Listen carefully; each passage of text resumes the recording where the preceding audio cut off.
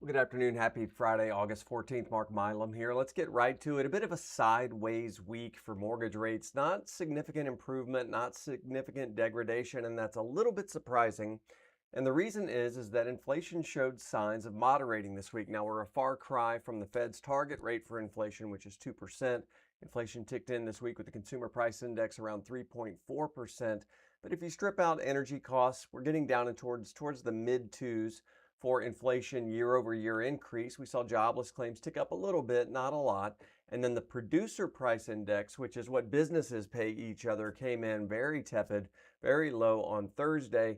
We thought we would see a little bit more of a rally out of that, but we haven't. In particular, we haven't today, where we're watching the market give back a little bit. I'll flip the screen around here and show you what I'm talking about. This has been the week as we've experienced it, just not a lot of change from Monday through Friday. We're pretty stagnant there.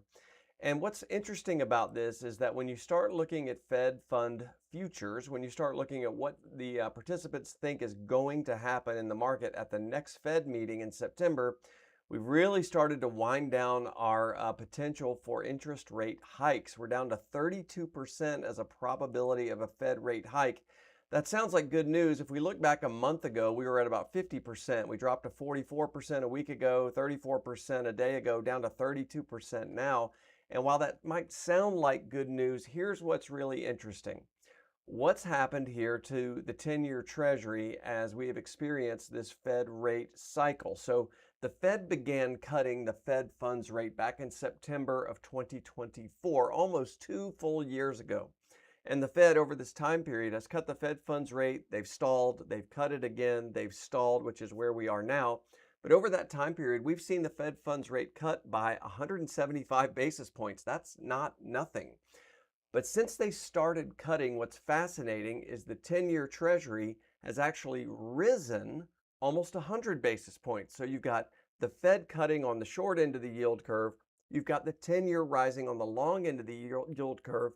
And this has persisted now for 693 days.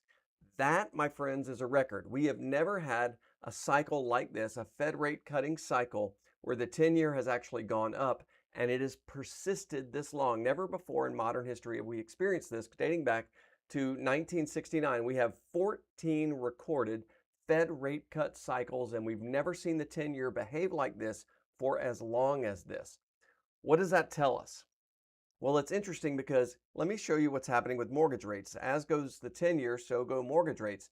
This blue line is the Fed rate right here. And you can see going back towards September of 2024, that's when the Fed began cutting. Look at what mortgage rates have done in response. They haven't really continued to drop. Normally, mortgage rates move in concert somewhat with the Fed funds rate, but we're seeing mortgage rates tick up now as we move into August and potentially into September, even though the Fed rate is down here. What does that tell us about the market? And what I think it tells us about the market is that the Fed has a credibility problem with the bond market.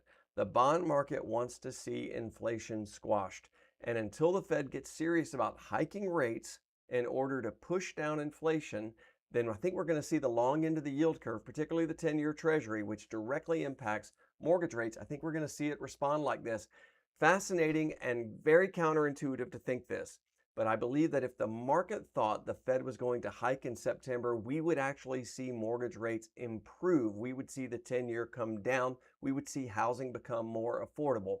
But the Fed's got a credibility problem with the long end of the yield curve. The Fed's got a credibility problem with bond vigilantes, and we're seeing that play out in real time. It's an odd thing for anyone in mortgage, including me, to want to see the Fed hike. But I think that would ultimately be good for the long end of the yield curve. Of course, this is all speculative. No one really knows until something happens or doesn't happen. The one thing we can say, looking in the rearview mirror, is that the Fed's absence of activity, their allowing the status quo, them not hiking rates, has certainly not played out very well for the 10-year Treasury or for mortgage rates. We're going to find out a lot more as we move into September. If I can be of any service to you over the weekend, don't hesitate to reach out, mark.milam@highlandmtg.com. Have a good weekend.